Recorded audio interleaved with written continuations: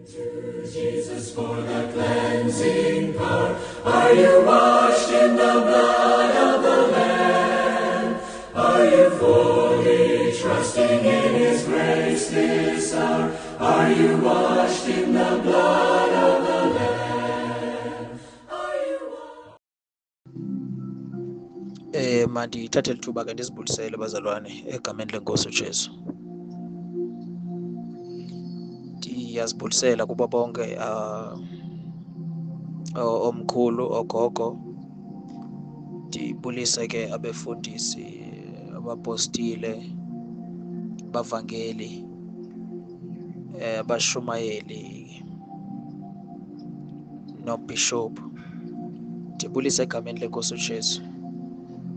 Prophetess, ndiyabulisa ngegama elinamandla, igama lenkosi yami nguJesu Kristu waseNazaretha. Mayibongwe inkosi. Ndibulisa ootata, ndibulisa oomama, ndibulisa obhuti, ndibulisa egameni lenkosi yami nguYesu Kristu waseNazaretha. Ndingubrother Abongile, ndisindisiwe bazalwane. Ndiyamthanda ke uJesu, ndiyamoyika uThixo, ndiyamoyika uThixo. Haleluya. Nam ke ndithi namhlanje, kulusuku lwanamhlanje, ngokwendlela ke yehlabathi, siyawuvala unyaka abathandekayo. Sibonga loo nceba uNkulunkulu asenzele yona ukuba sifike nathi kusuku lwanamhlanje. Inkosi isasithwele. Incwadi kaIsaya, niyoze nibe yizimpunga ndinithwele. Haleluya.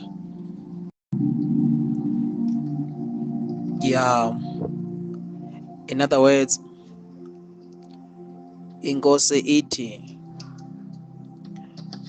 sizode siguge isithwele.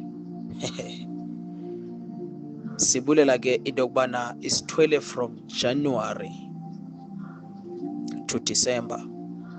Inkosi isithwele bathandekayo. Mayibongwe inkosi. Zikhona iimeko nezinto ebesibhekene nazo, kodwa inkosi isithwele. Ilizwi likaThixo li-assurance futhi libubomi kuthi. If ilizwi aliyingqini le nto, no need ukuthi siyoyike loo nto leyo. Mayibonge inkosi.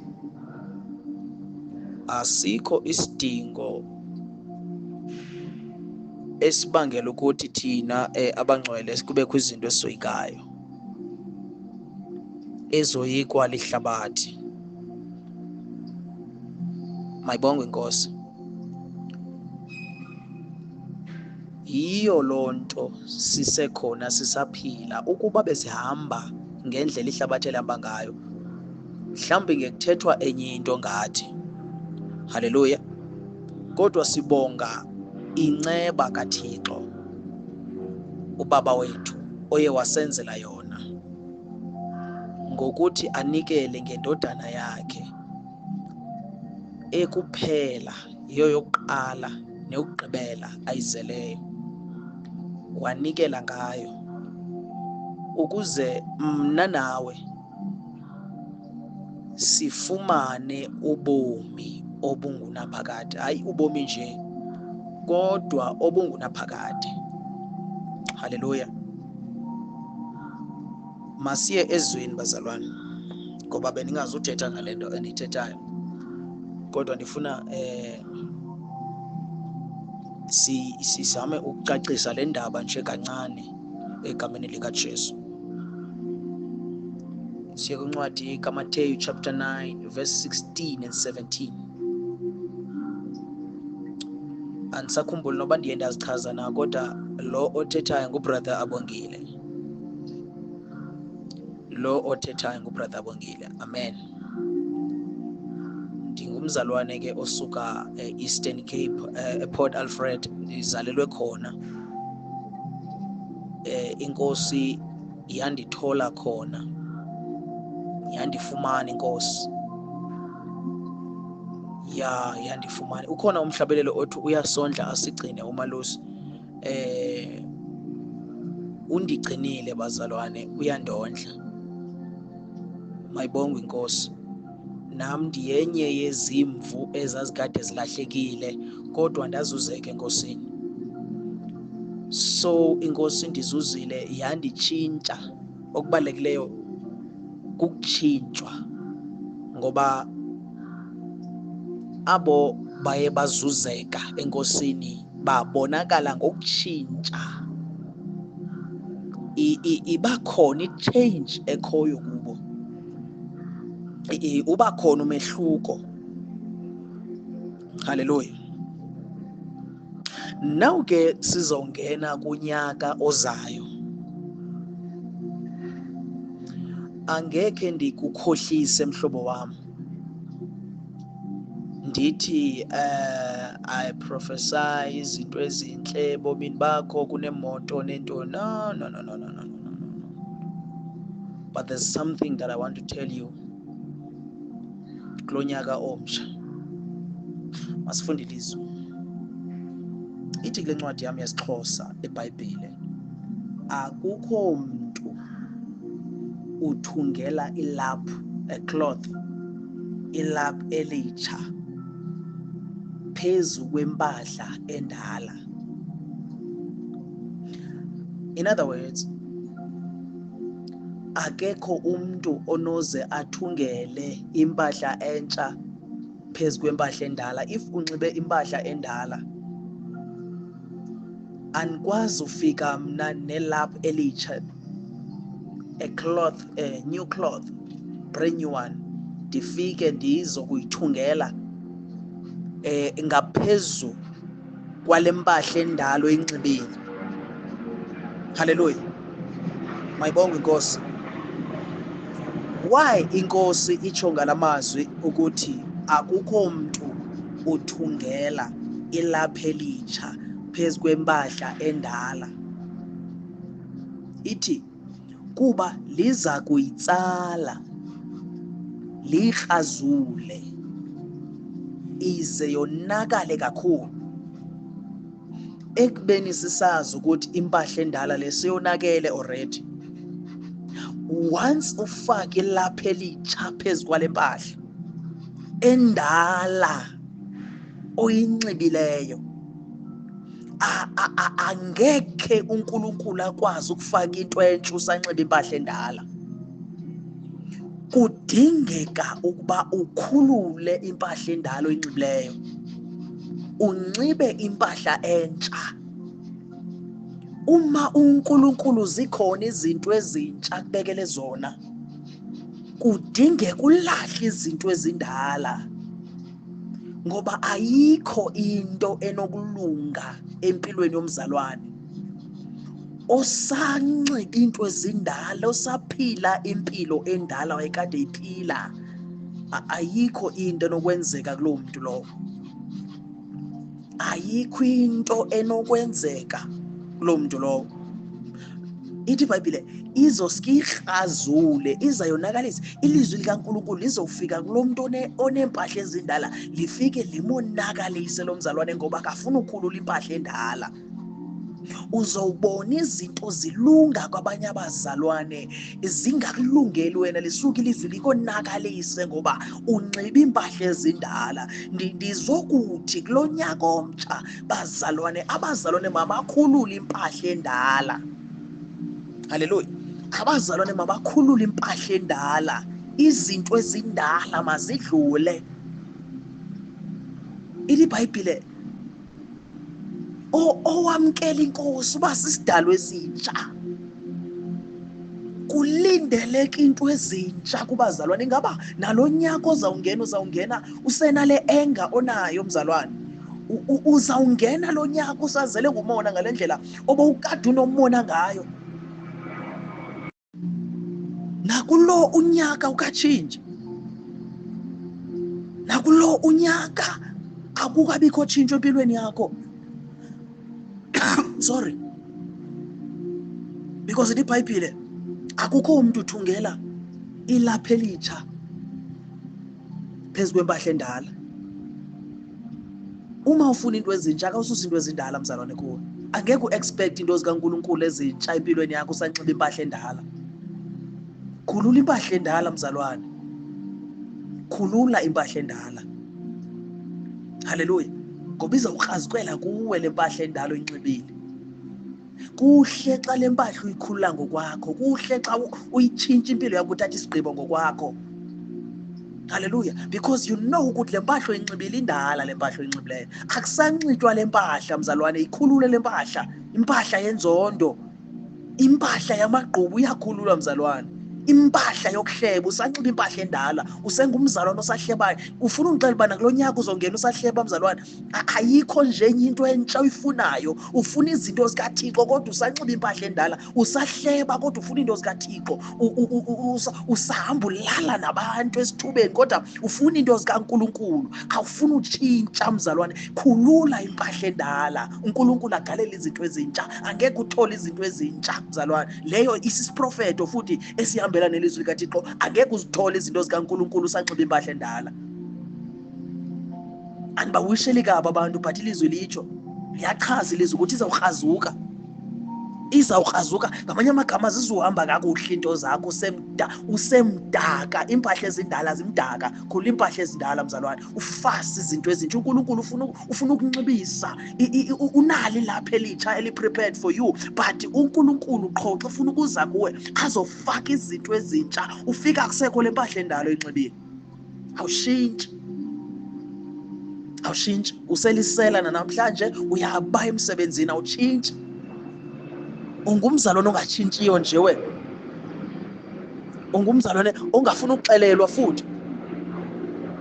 Umzalwane ongafuna ukuxelelwa, soloko uzixelela yena ukuthi wazi konke, kodwa ufaka impahla endala lo mzalwane.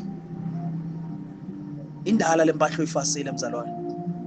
Shintsha impahla endala, fasa impahla entsha mzalwane. Kulo nyaka kudingeka abazalwane abazonxiba impahla entsha. Hayi abazalwane abasafasa impahla ezindala. Okwawusindise unyaka wonke awutshintshi. Uyaliva ilizwi, uyava abantu bayaphenduka, uyava abefundisi bayaphenduka, uyava nje izangoma ziyaphenduka ziyalahla phansi usahleli. Usanxibela impahla endala, usasebenzisa amayeza amdaka, usasebenzisa into zamaxhwele, kodwa uthi ufuna into zikaNkulunkulu ezintsha, but usafasa impahla ezindala. Tell me ukuthi uzazifumana njani izinto ezi zinto othi uzilindele kulo nyaka ude uprofete phezu kwempilo yakho ngobuxoki, because akomntu uzofumana izinto ezintsha esaphila impilo endala. Ayikho loo nto. Uma ufuna izinto ezintsha kuNkulunkulu kudingeke nawe ube ngumntwana omtsha. Haleluya. Bawufuna izinto zikaNkulunkulu ezintsha kudingeka ukuthi ukhulule le mpahla oyinxibile mzalwane.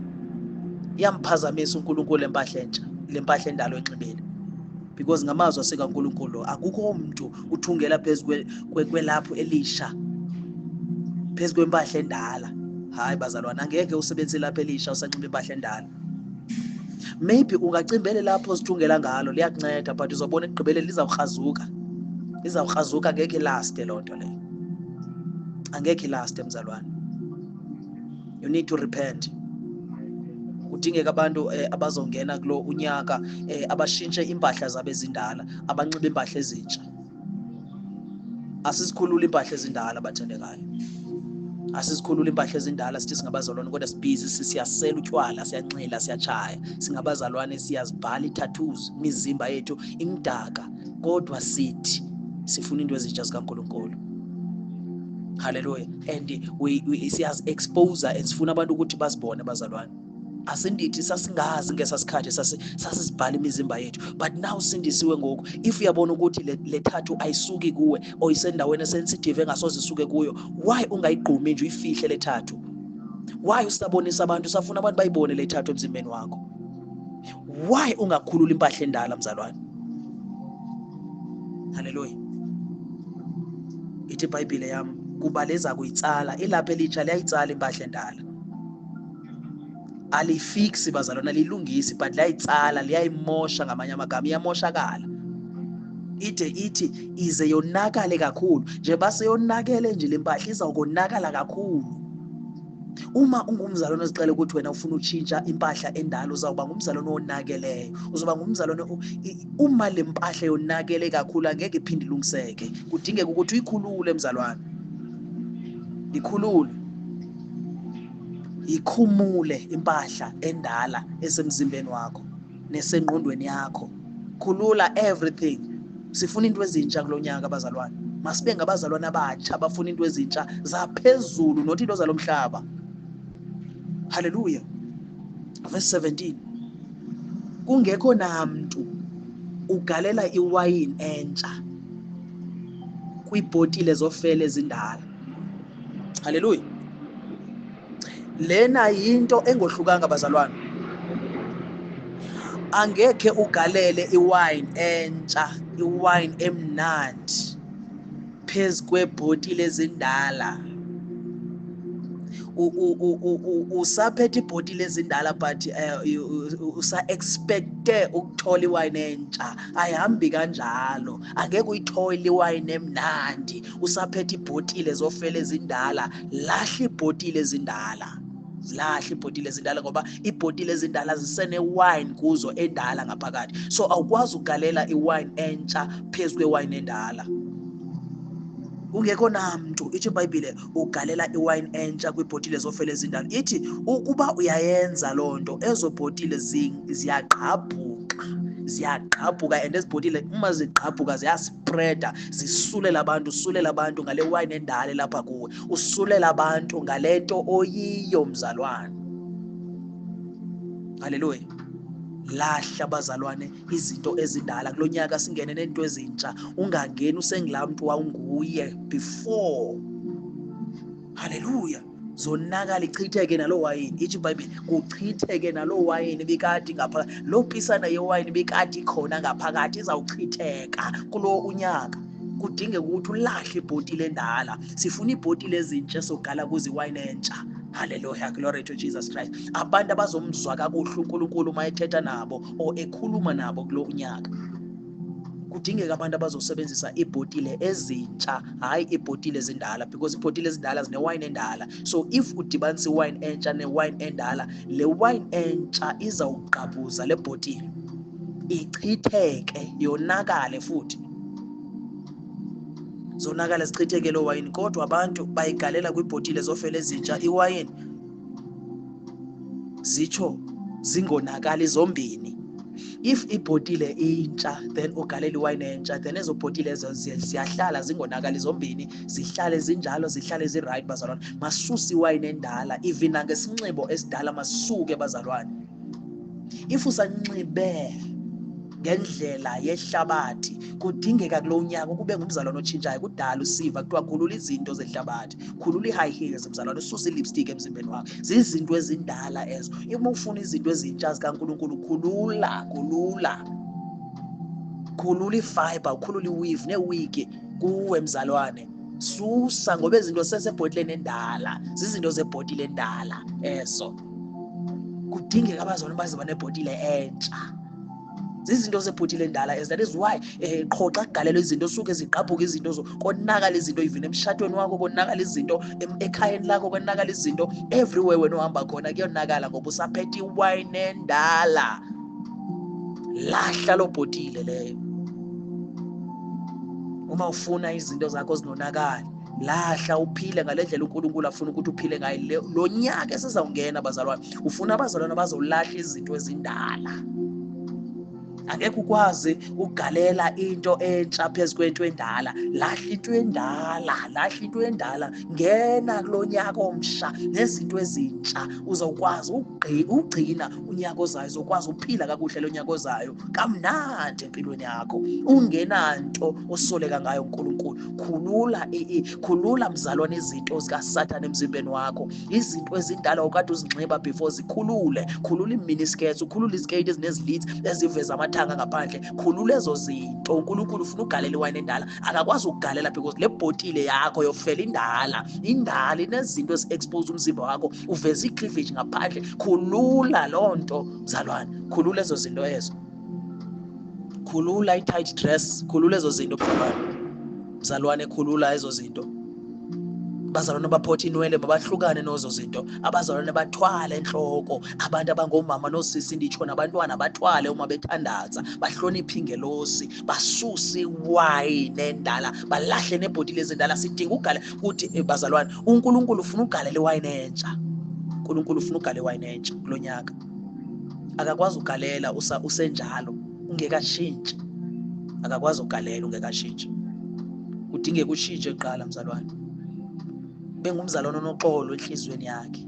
Ever since wena lo nyaka ugqibile ukabaxolele bonke abantu babekuvise kabuhlungu, uzawungena njani lo nyaka? Tell me, uzawungena njani lo nyaka? Usenabantu ongakhange ubaxolele, unabantu ongavaniyo nabo wena efemelini yakho, unabantu ongavaniyo nabo even emsebenzini wakho, unabantu ongavaniyo nabo wena endaweni ohlala kuyo, ekuhlaleni unabantu ongavaniyo nabo. Tell me ukuthi uzawungena njani lo nyaka, because usenale wine endala elapho kuwe. Haleluya, usenewayini endala and futhi usayisebenzisa kule bhotile endala. Kudinga ukuthi ulahle le bhotile bukade ugalela kuyiwayini kulo nyaka ophelile, kulo nyaka ozongena kuwo. Uthathe ibhotile yakho entsha, ulahle zonke into zikaSathana kuwo, ulahle amacici, ulahle i-cutex, ulahle i-nails ezozifakile emzimbeni wakho, ulahle i-lipstick namazinyo egolide. Kubo bonke abazalwane balahle amazinyo egolide, nazo zonke i-silver teeth bazisuse emilonyeni yabo. Abazalwane abathinta inwele, uyeke ukuthinta inwele zakho uzenze zibe yellow or blue or purple, uyeke inwele zakho zimnyama. If uNkulunkulu uzijikile ibala lenwele zakho wazenza zamhlophe, udalwe zinjalo, ziyeke inwele zakho zinjalo. Suzirelax inwele zakho, ziyeke inwele zakho zinjalo. Sukufaka lutho ezinweleni zakho, ziyeke unjalo mzalwane. Mzalwane, uyayazi into uNkulunkulu angayifuni ezwini lakhe. Sufuna ukuzenza mhle njengehlabathi, uchebe i-fade cut, i-hair cut mzalwane. Zizinto zewayini endala ezo, zilahle into zewayini endala, ungene ebomini obusha mzalwane. Yini mzalwane ndinincenga kangaka? Ndiyanincenga bazalwane ukuthi nisindiswe, niyeke ukunqula amadlozi, niyeke ukunqula izinyanya namanyange bazalwane, nihlukane nokusebenzisa amayeza amdaka, nisuse nezintambo esesinqeni zikuni bazalwane, nisuse imisesane. uNkulunkulu akayifuni imisesane, akayifuni imisesane. Kwale wena uthi washadwa ngayo, lahla lo ring leyo. Haleluya. Susa amacici kuwe mzalwane, lungisa inwele zakho kakuhle mzalwane. Une-dreadlocks, susa ezo dreadlocks uzilahle mzalwane ngegama likaJesu. uThixo akasifuni ezinto ezo skinny jean esibanxibayo bazalwane. Sithi singabazalwane but sinxibo skinny jean, into ezisipitsayo, ube ngathi uyi-pencil. Ungumntu but ungathi uyi-pencil, ingathi uyi-lead pencil. Skinny jean, uveza isiquma ngaphandle, uzisa inkanuko phakathi endlini kaNkulunkulu. Zibambe mzalwane, sidinga iwayini entsha kulo nyaka. Ungabe sabuyela kwizinto ezindala kulo unyaka esizawungena. Kudingeka abazalwane abazawutshintsha kulo nyaka. Haleluya. Abazalwane abazelela uthando, abazalwane abangacompromiseyo ngegospel, abazalwane abangacompromiseyo ngoKristu wabo, abangamfihliyo bazalwane, because namhlanje singabazalwane abayifihla even into esiyiyo, because sisanala wayini endala, sisazela inhloni zehlabathi zokuveza uNkulunkulu esimkhonzayo. Kunzima even ukungqina singabazalwane sithi ndincediwe uNkulunkulu. Phume ewayinini endala, susa ibhotile ezindala, ngoba izinto zakazuhamba kakuhle zizawuqabhuka ezo bhotile ezo. Nale into ubukade unayo encane izawuvela ibhidlike, igqabhuke nje, ithi uvele ube ngumzalwane oyi-look well. Haleluya. Ndiyanincenga bazalwane ukuthi lo unyaka esizawungena sibe ngabazalwane abazawutshintsha abathandekayo. Sitshintshe yonke into ngaphakathi nangaphandle. Akuncedi utshintsha ngaphakathi ungatshintshanga ngaphandle, futhi akuncedi futhi utshintsha ngaphandle ngaphakathi ungatshintshanga. Sihlukane nazo zonke izinto zalo mhlaba, ukubhiyozela iholide. Singabhiyozeli, abanye bazobhiyozela i-New Year, thina singayenzi loo nto bazalwane, singayenzi loo nto. singaya apho abantu abaya khona. Asizahambe ezo ndawo ezo. Kunendawo esihamba kuzo, kunendawo abantu abahamba kuzo singahambe kuzo thina. Asikho ezo ndawo ezinjalo. Hallelujah. Kumele sohluke sibe different because iBhayibheli isichazele kanjalo nje. Kuthi siyohluka. Uma ohlukile ehlabathini uyalasta. uNkulunkulu uyakugcina uma ohlukile ebantwini. Awenzi njengeba indlela abantu besenza ngakhona. Wenza ngendlela uNkulunkulu afuna ukuthi wenza ngayo, not ngale ndlela wena ubona ngayo ngathi inhle emehlweni akho. Because lento enhle emehlweni akho ayikho nhle uNkulunkulu. Indlela esibona ngayo akaboni ngayo bazalwane. So ndizokuthi kulonyaka omsha masiungene izinto ezindala sisuke kuzo. If we expect izinto zikaNkulunkulu ezintsha, masilahle ezindala zisuke ezindala. Lahle into ezindala. If une friends ezindala ezikubuyisela emva, zilahle friends ezindala.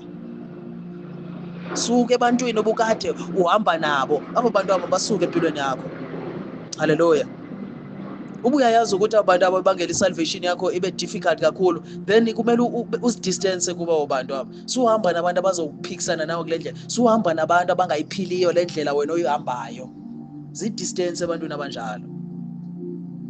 If ufuna ubona amandla kaNkulunkulu asebenza empilweni yakho, then kumele ungaziphathi izinto zehlabathi, ungaziphathi izinto eziphathwa ngabantu. Ungathethi ngendlela abantu abathetha ngayo. I-language mayitshintshe i-language nayo. Uma bokhupha amagama a-strong and a-vulgar, amagama amabi, izithuko, usuke kulo mazwi ango. Uhlukane nezo zinto ezo. Hallelujah. Uhlukane nazo zonke izinto zelizwe. Because uNkulunkulu ufuna abantu abazokwenza intando yakhe kulonyaka. I-prophecy leyo endiza nayo, andizi ne-prophecy endithi nizawuthola imisebenzi, nizothola ntoni. Soba kanti anixoksela, because if anikatshintsha akho nto nizayithola uNkulunkulu. Kumele nitshintshe. We need to change bazalwane.